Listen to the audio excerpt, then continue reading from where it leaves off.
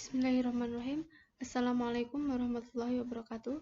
Perkenalkan, nama saya Nirma Wulandari dari kelas Perbankan Syariah E semester 3. Nah, dalam video kali ini saya akan menjelaskan tentang bab al-bai jual beli fikih muamalah. Pengertian jual beli.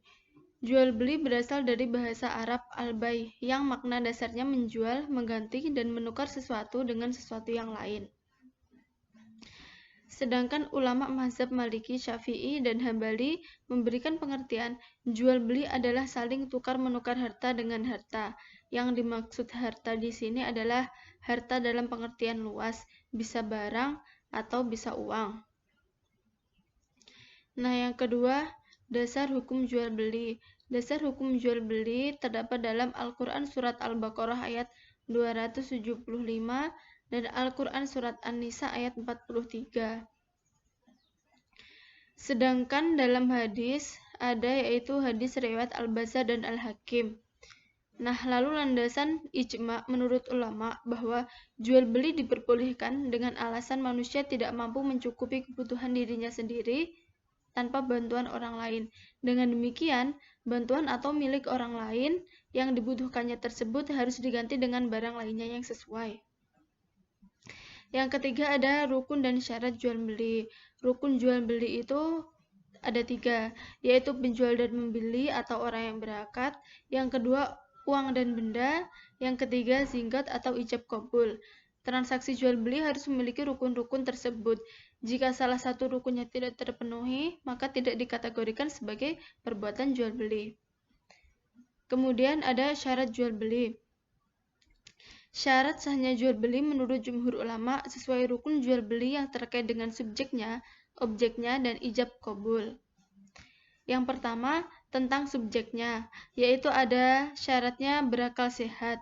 Maksudnya harus dalam keadaan tidak gila dan sehat rohaninya. Yang kedua, dengan kehendaknya sendiri.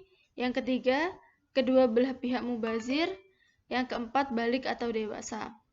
Sedangkan tentang objeknya, yaitu suci barangnya, maksudnya barang yang diperjualbelikan itu bukanlah benda yang dikualifikasi sebagai benda najis atau benda yang diharamkan.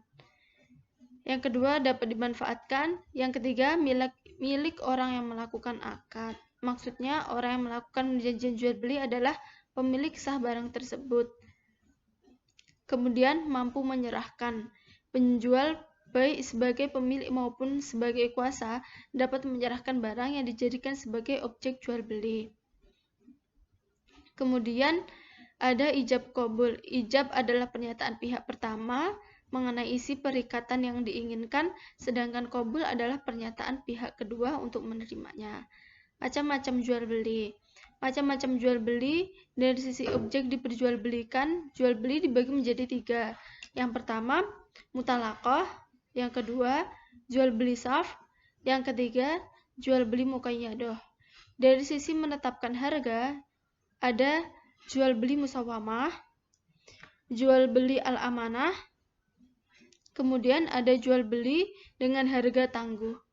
Terus jual beli al-muzayyadah. Nah, dari sisi pembayarannya ada jual beli dibagi menjadi 4, yaitu jual beli tunai, jual beli dengan bayar tertunda, dan jual beli yang penyerahannya barang tertunda.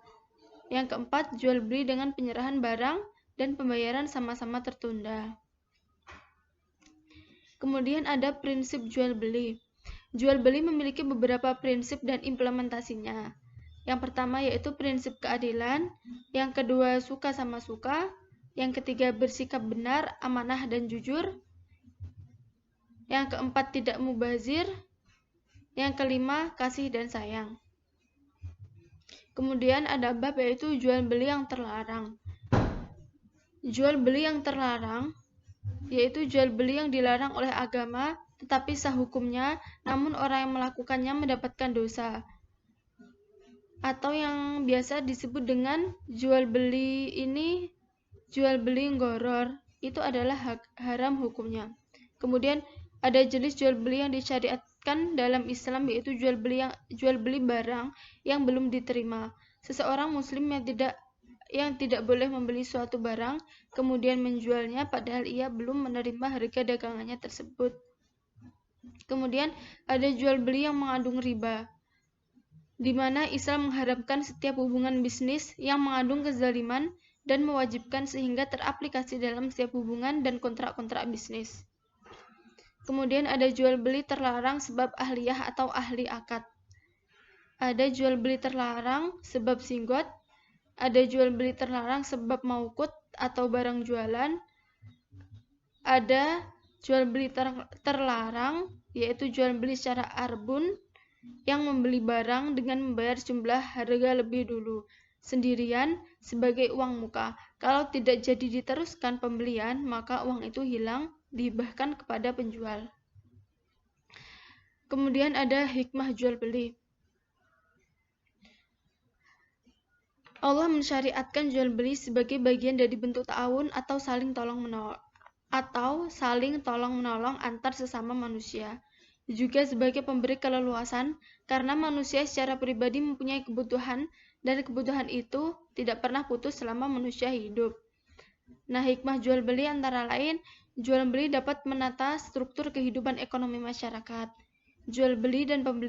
Penjual dan pembeli dapat memenuhi kebutuhan atas dasar kerelaan. Masing-masing pihak merasa puas, baik ketika penjual melepas barang dagangannya dengan imbalan maupun membeli, membayar, dan menerima barang. Kemudian, dapat menjauhkan diri dari memakan atau memiliki barang yang haram atau secara batil. Kemudian, penjual dan pembeli mendapat rahmat dari Allah SWT dan dapat menumbuhkan ketentraman dan kebahagiaan. Mungkin itu saja yang dapat saya jelaskan. Jika ada kurang lebihnya, saya mohon maaf yang sebesar-besarnya. Akhirul kalam, wassalamualaikum warahmatullahi wabarakatuh.